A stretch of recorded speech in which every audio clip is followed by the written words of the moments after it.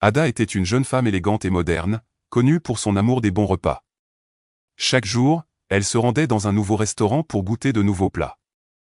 Elle adorait l'idée de manger à l'extérieur, sans se soucier de cuisiner ou de nettoyer.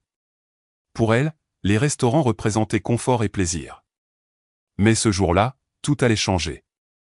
Après avoir terminé son repas dans un restaurant qu'elle fréquentait souvent, Ada sentit une envie pressante d'aller aux toilettes.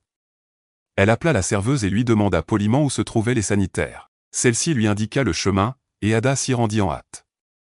Arrivée devant la porte, elle se rendit compte que les toilettes étaient déjà occupées. Mal à l'aise et impatiente, elle jeta un regard autour d'elle et remarqua une porte battante qui menait, visiblement, à la cuisine. Par curiosité et un peu par nécessité, elle poussa doucement la porte pour jeter un œil.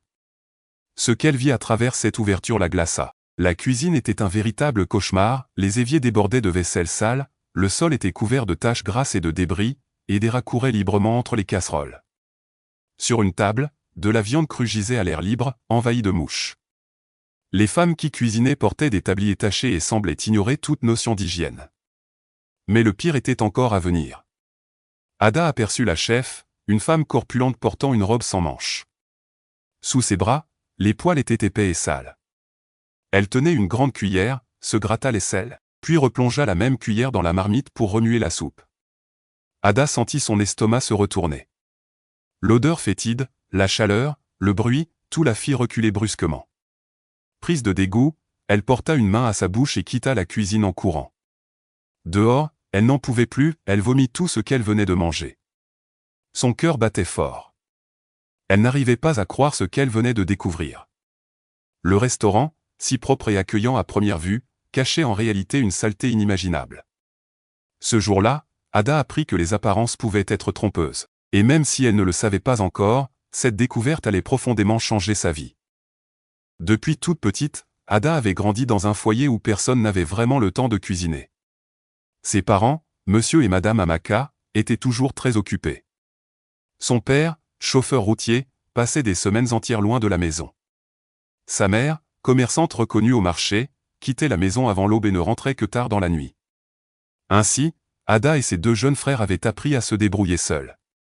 Chaque matin, leur mère leur donnait un peu d'argent pour acheter à manger à l'école. À midi, ils achetaient leur repas chez une vendeuse du quartier, et le soir, ils dînaient encore dehors avant que leurs parents ne rentrent. La maison sentait souvent le vide, et la cuisine restait toujours froide, sans vie. En grandissant, Ada prit l'habitude de vivre ainsi. Elle ne voyait rien de mal à manger au restaurant. C'était pour elle une manière de se faire plaisir, de profiter de la vie sans se compliquer l'existence. Quand elle devint adulte, cette habitude se transforma presque en dépendance, elle connaissait toutes les meilleures tables, les stands les plus célèbres et les restaurants les plus récents. Lorsqu'elle quitta sa ville natale pour aller enseigner dans une autre région, elle fit la connaissance de Chison, une jeune femme douce et responsable avec qui elle partageait son logement. Chison aimait cuisiner.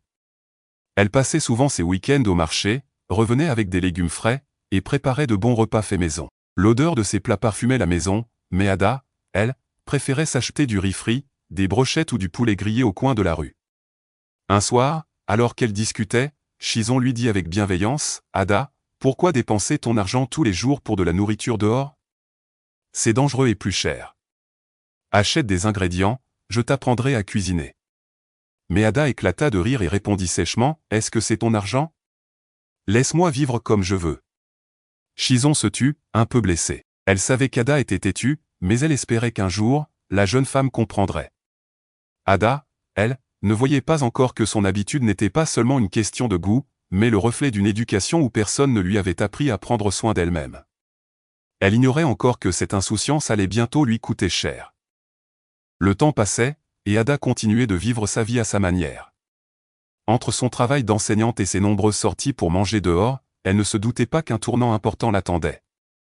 Un après-midi, alors qu'elle rentrait de l'école avec sa colocataire Chison, un homme élégant s'approcha d'elle.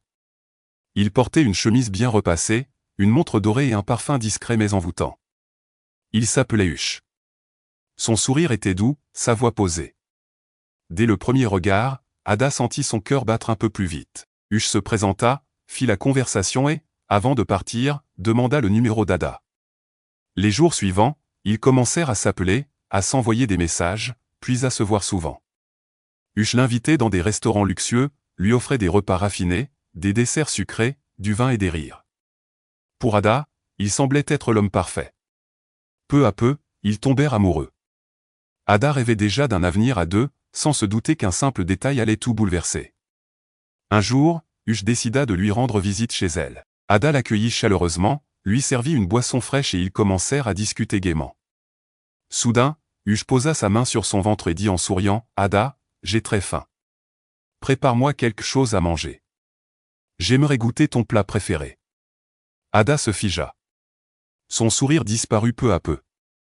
Elle chercha une excuse, proposa de commander un repas au restaurant le plus proche, mais Huche insista gentiment, « Non, je veux goûter ta cuisine, pas celle d'un chef inconnu. » Alors, avec un soupir, Ada baissa les yeux et avoua la vérité, « Je suis désolé, Huche, je ne sais pas cuisiner.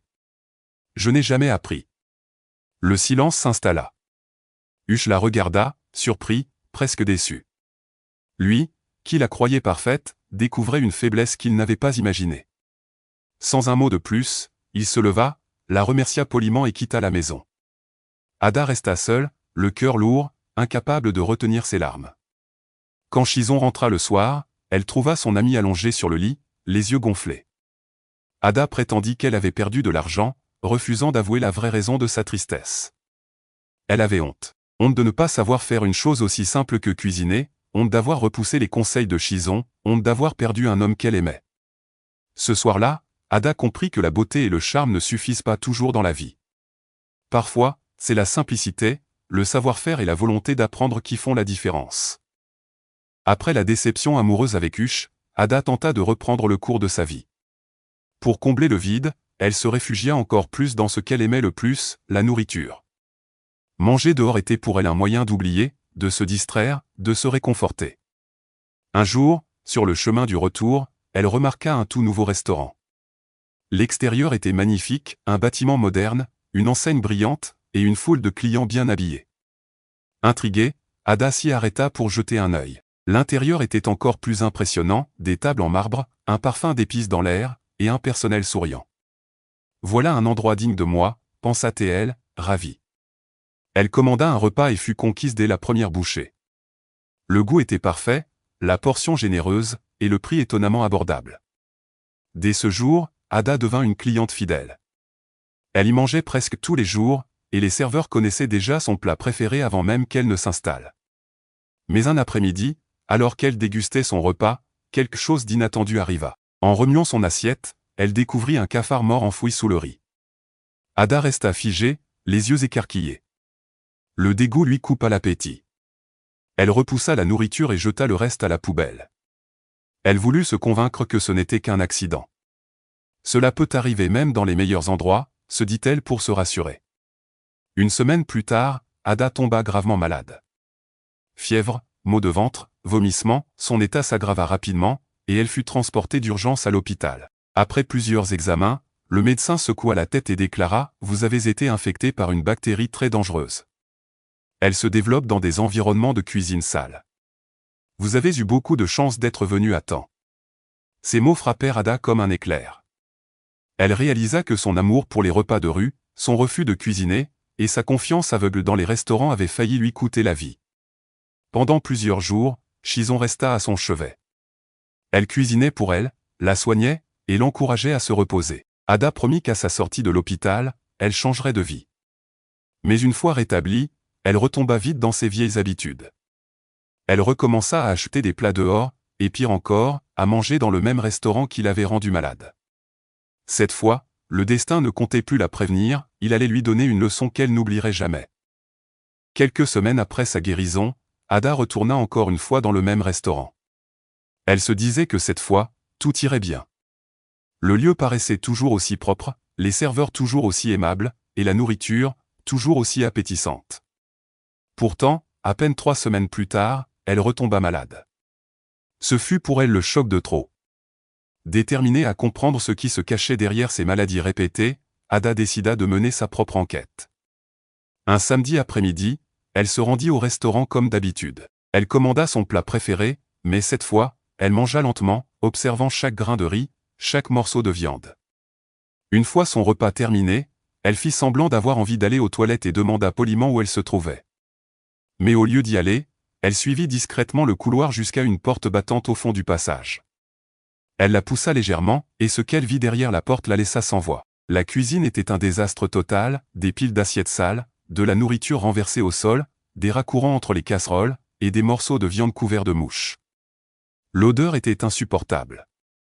Les cuisinières portaient des tabliers tachés, leurs cheveux éparpillés sans filet. Et là, au milieu de ce chaos, Ada reconnut la chef, la même femme qu'elle avait vue des semaines plus tôt dans un autre restaurant. Cette femme grasse, au sourire faux, remuait la soupe d'une main pendant qu'elle se grattait l'aisselle de l'autre. Ada sentit son cœur se soulever. Elle se couvrit la bouche et quitta l'endroit en courant. Dehors, elle respira profondément, honteuse et écœurée.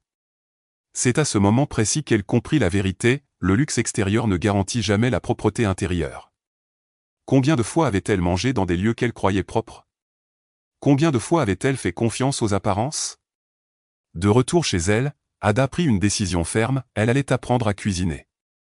Le lendemain, elle nettoya sa cuisine de fond en comble, acheta des ustensiles, et demanda l'aide de Chison. Ensemble, elles firent leur premier repas maison. Le plat n'était pas parfait, mais il sentait bon, il était sain, et surtout, il était fait par elle. Jour après jour, Ada apprit, progressa et prit goût à la cuisine. Elle préparait désormais ses repas pour le travail, et ses collègues étaient surpris de l'avoir changée. Quelques mois plus tard, Huche réapparut dans sa vie. Il s'excusa de l'avoir jugée trop vite, et lorsqu'il goûta à son plat, il fut sincèrement impressionné. Ada sourit, elle avait changé, pour elle-même avant tout. Peu de temps après, ils se réconcilièrent et finirent par se marier. Ada n'était plus la femme qui dépendait des restaurants. Elle était devenue indépendante, responsable et épanouie.